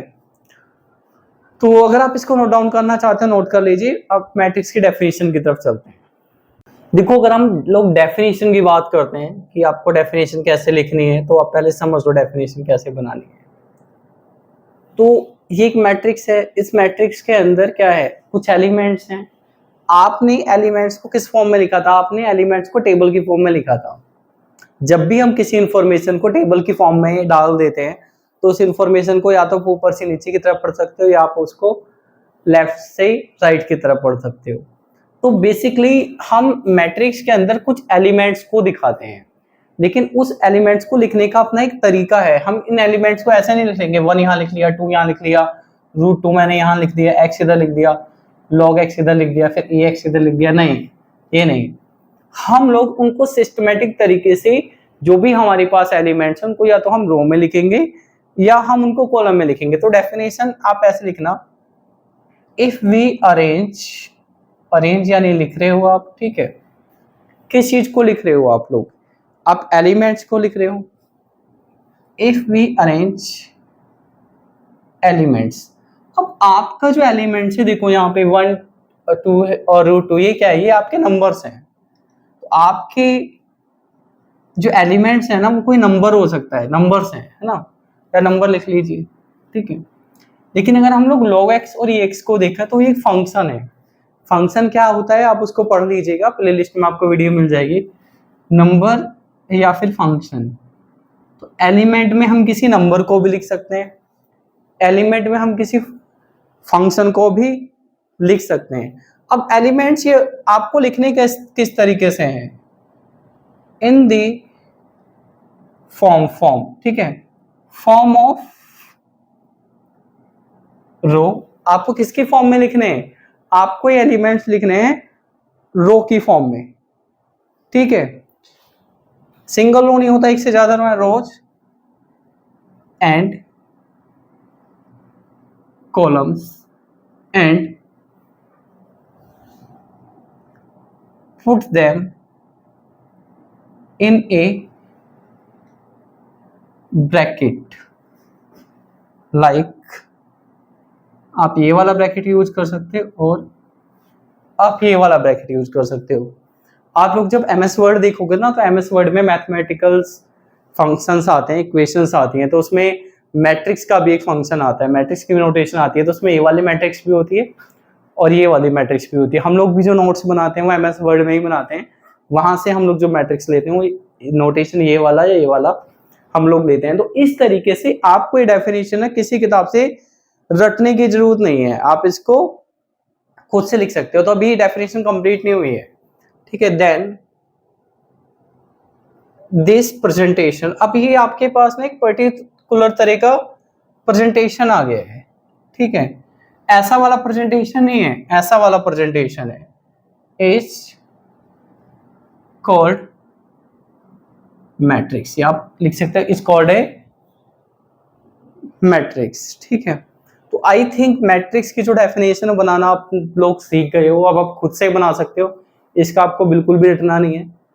बाद में वैसे तो देखो आपके एग्जाम में आने वाली है नहीं डेफिनेशन, इन केस आ जाए तो आप लोग लिख देना फॉर एग्जाम्पल, ठीक है, ये मैट्रिक्स लिख देना एग्जाम्पल में, और फिर आपको ना इसको समझा देना है कि इसमें रो कितने हैं, कॉलम कितने हैं, वो चीज मैंने आपको समझा दी है, ठीक है। बाकी जो हमारे रामानुजन बैच के नोट्स हैं उसमें भी फिर नीचे लिखा हुआ है कैसे, ये आपका फर्स्ट कॉलम है, ये आपका सेकंड कॉलम है, ये थर्ड कॉलम है।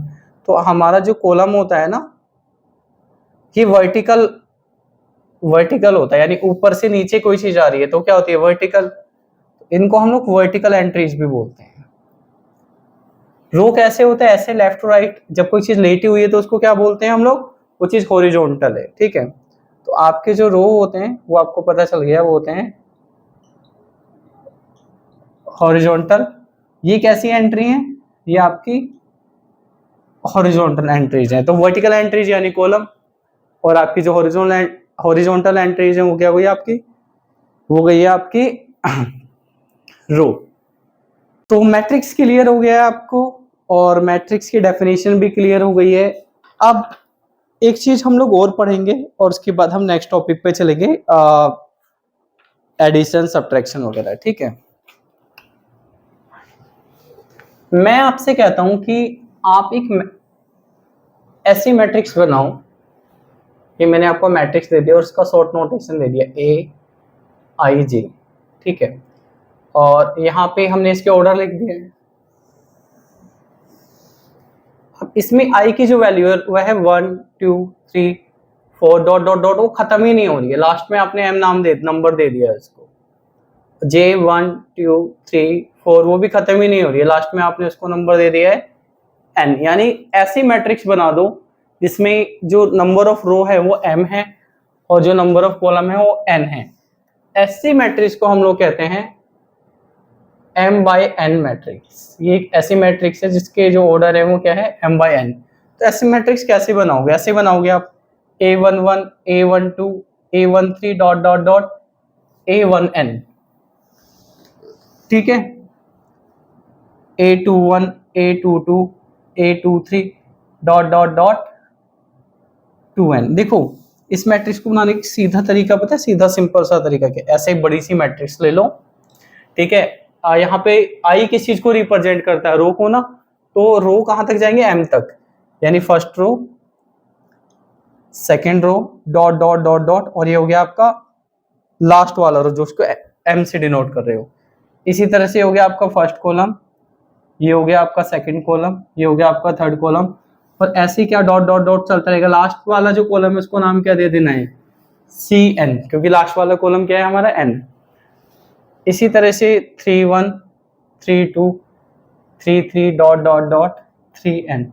तो ऐसे क्या आप हमेशा जिंदगी भर लिखते रहोगे, नहीं, फिर बाद में ऐसे डॉट डॉट डॉट डाल देना, ऐसा डॉट डॉट डॉट के वही चलता जा रहा है, लास्ट में लिख लेना AM1 AM2 AM3, लास्ट में आएगा AMN। तो ये आपकी जो मैट्रिक्स है ना, ऐसी मैट्रिक्स को हम लोग बोलते हैं M/N।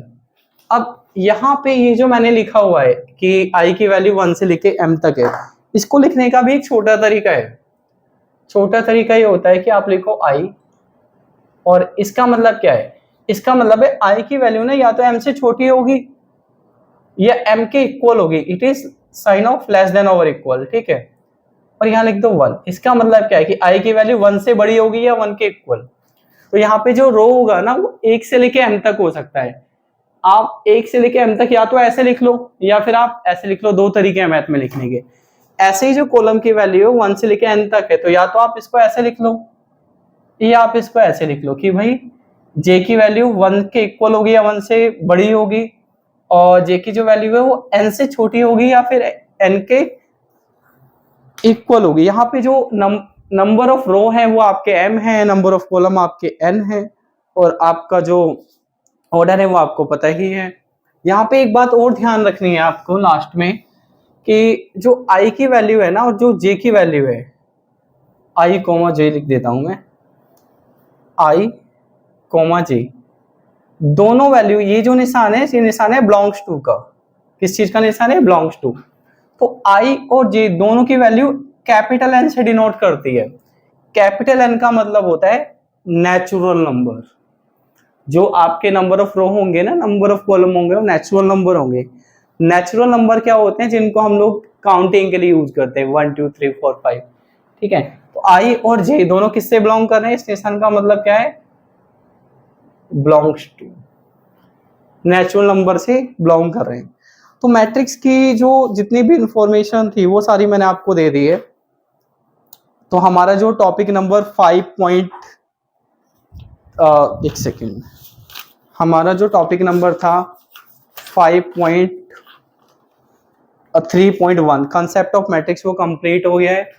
अब हम लोग स्टार्ट करेंगे अपना topic number 5.3.3 matrix relation and operation, ठीक है। तो इसमें ना एक हेडिंग नहीं दी हुई है, बट मैं आपको बता देता हूं। सबसे पहले हम जो टॉपिक समझेंगे वो समझेंगे ट्रांसपोज ऑफ ए मैट्रिक्स। एक चीज और भी है, आप में से कुछ लोग ये पूछते हैं कि सर हमें अगर हम कोई बुक खरीदना चाहें तो हमें कौन सी बुक खरीदनी चाहिए। देखिए, पहली चीज तो ये है कि एमए के स्टैंडर्ड पे मैथमेटिक्स जैसे सब्जेक्ट के लिए कोई एक बुक आती नहीं है, ठीक है। आप जब इग्नू के ब्लॉक्स देखोगे तो जो आपका लास्ट वाला ब्लॉक है, ब्लॉक नंबर 9, ब्लॉक नंबर 9 के बिल्कुल एंड में कुछ बुक्स के नाम दिए गए हैं। लगभग 16 किताबें इन्होंने दी हैं जहां से इग्नू ने अपना स्टडी मटेरियल बनाया हुआ है।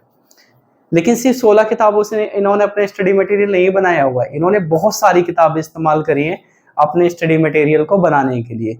कई किताबें हैं जिनसे इन्होंने कॉपी पेस्ट कंटेंट को लिया है।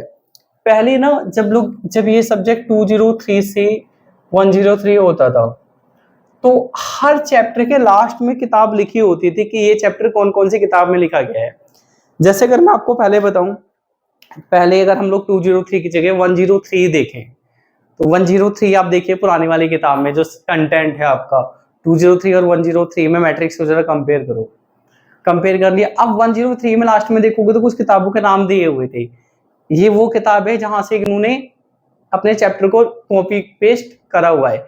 अब इन्होंने ये वाली किताबों के नाम हटा दिए हैं, बट क्योंकि मुझे पता है तो मैं आपको बता रहा हूँ, इग्नू ने जो मैट्रिक्स वाला जो चैप्टर लिया हुआ है वो 3 किताबों से लिया है। एक आपकी ये किताब है, fundamental methods for mathematical economics, writer का नाम है अल्फा सी चियांग, ठीक है। इनमें से जिन जो बुक्स का लिंक मेरे को मिल जाएगा मैं डिस्क्रिप्शन में डाल दूंगा अगर आपको ये परचेज करनी हो, ठीक है। और ये 3rd एडिशन है क्योंकि मैंने ये बहुत पहले खरीदी थी। एक है आपकी ये mathematical analysis for economics RGD Allen, और सबसे अच्छी किताब मैथमेटिकल इकोनॉमिक्स के लिए दुनिया में अगर कोई सबसे अच्छी किताब है तो वो किताब है ये mathematics for economics analysis, Sydsaeter J Hammond इसके ऑथर का नाम है। अब इग्नू ने तो ये मैट्रिक्स का चैप्टर यहाँ से लिया है, चैप्टर भी मैं बता देता हूँ ये कहाँ से लिया हुआ है। आपकी जो ये अल्फा सी चियांग है, इग्नू ने अपना जो यूनिट नंबर 5 है ना, इस बुक का चैप्टर नंबर 4 लिया है, चैप्टर नंबर 5 लिया है। देखिए मैंने ना लिख भी दिया है यहाँ पे, आप देख लीजिएगा जरा। और इसके बाद हमारी जो सेकंड बुक है सेडेस्टर जे हैमंड, इसका चैप्टर नंबर लिया है 12, 13 और 14। और जो आरजेडी एलिन है इसका चैप्टर नंबर लिया है 18, ठीक है। तो जो लोग पूछना चाहते हैं कौन सी बुक्स परचेज करनी है मैंने बता दिया, लेकिन एक बात आपको समझनी है कि इन किताबों से आपके पूरे सिलेबस की तैयारी नहीं हो पाएगी, क्योंकि कुछ टॉपिक्स इन किताबों में नहीं है। कोई भी एक ऐसी किताब नहीं है जो आपके पूरे सिलेबस को कवर करती हो। लगभग सारी मिला के इग्नू ने तो कुछ ही किताबों के नाम दिए 16, लेकिन अगर हम लोग देखें सारी किताबें जहां से इग्नू ने आपका सब्जेक्ट बनाया है तो लगभग 30 से ज्यादा किताबें। वो मैं आपको जिस चैप्टर में जिस किताब की जरूरत पड़ेगी वो सारी किताबें आपको दिखाऊंगा एक एक करके, ठीक है। इस चैप्टर के लिए इन किताबों की जरूरत थी, चैप्टर के मैंने आपको वो भी बता दिए इन बुक्स के कौन कौन से चैप्टर पढ़ने हैं।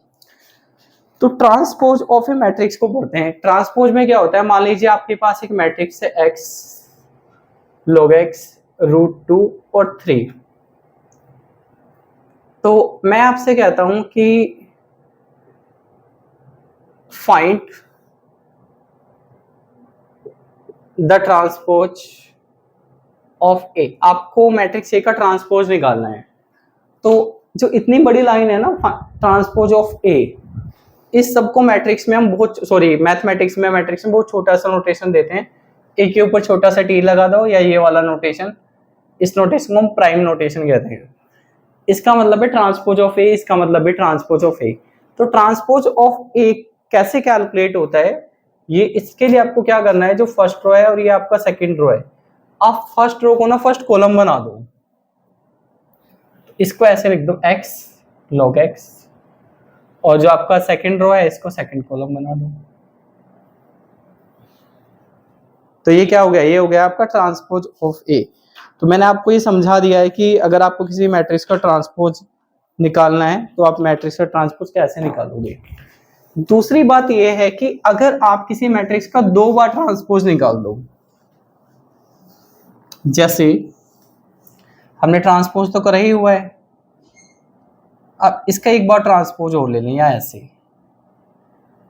ठीक है। तो आपको अब इसका ट्रांसपोज निकालना है, तो ये आपके पास ये है, इसमें आपका फर्स्ट रो है, ये आपका सेकंड रो है। आप फर्स्ट रो को फर्स्ट कॉलम बना दो x √2, सेकंड रो को सेकंड कॉलम बना दो यानी log x एंड 3। तो यहां से पता चलता है कि किसी मैट्रिक्स का ट्रांसपोज ये है, बट अगर ट्रांसपोज का भी दोबारा ट्रांसपोज कर दो तो दोबारा वही मैट्रिक्स आ जाती है जो हमारे पास थी। तो किसी मैट्रिक्स का डबल ट्रांसपोज करने पर आपको दोबारा वही मैट्रिक्स मिल जाती है जो मैट्रिक्स थी। अब हम लोग स्टार्ट करेंगे टॉपिक नंबर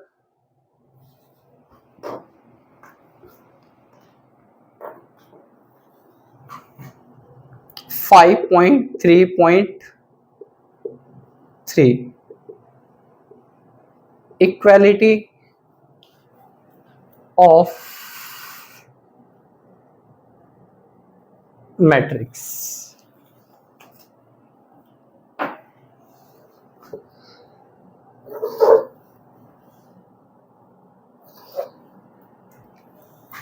देखो भाई, इक्वालिटी ऑफ मैट्रिक्स की कंडीशन होती है कि आपके पास मान लीजिए एक मैट्रिक्स है ए और एक मैट्रिक्स है बी, तो इन दोनों के जो ऑर्डर है ना, ऑर्डर सेम होने चाहिए। अगर दो मैट्रिक्स के ऑर्डर सेम होंगे तो ऐसे मैट्रिक्स को आप एक दूसरे के इक्वल रख सकते हो, अगर मैट्रिक्स के ऑर्डर सेम नहीं है तो आप एक दूसरे के इक्वल नहीं रख सकते हो। एक एग्जांपल देखते हैं, एग्जांपल से आपको सारी चीज क्लियर हो जाएगी, ठीक है। एग्जांपल है आपके पास x plus 3 y plus 2 and z plus 4 is equal to 1 3 3 and 4। तो पहले ही तो आप देखिए क्या दोनों के ऑर्डर सेम है। ऑर्डर का मतलब क्या होता है, number of row number of column, उसको नीचे लिख लेते हैं। तो इस मैट्रिक्स में रो कितने हैं, 2 रो है, यहां लिख लो। कॉलम भी कितने हैं, 2 है, तो 2/2 ये हो गए आपके रो। इसमें देखो तो रो कितने हैं, 1 2, कॉलम कितने हैं 2, तो ये भी हो गया 2/2। तो ये दोनों मैट्रिक्स क्या है, इक्वल है। अगर आपकी कभी दो मैट्रिक्स इक्वल होती है तो आपको क्या करना होता है, इस मैट्रिक्स में 4 एलिमेंट है, इसमें भी 4 एलिमेंट है, फर्स्ट एलिमेंट के इक्वल होता है, यानी x प्लस 3 किसके इक्वल होगा, 1 के। यहां से x1 3 को लेफ्ट हैंड साइड पे लेके आना, राइट हैंड साइड पे लेके आना, x की वैल्यू आ गई आपकी -2।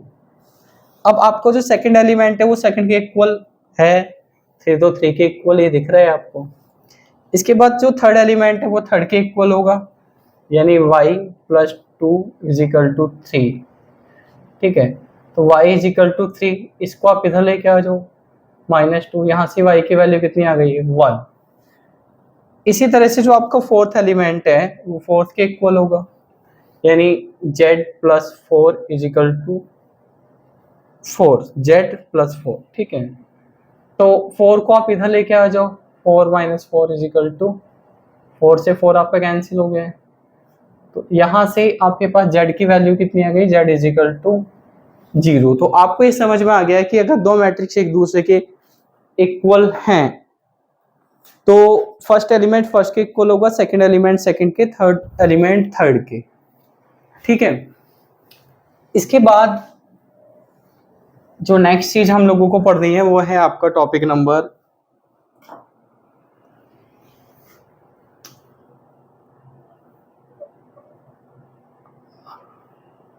5.3.2 addition and subtraction of matrices.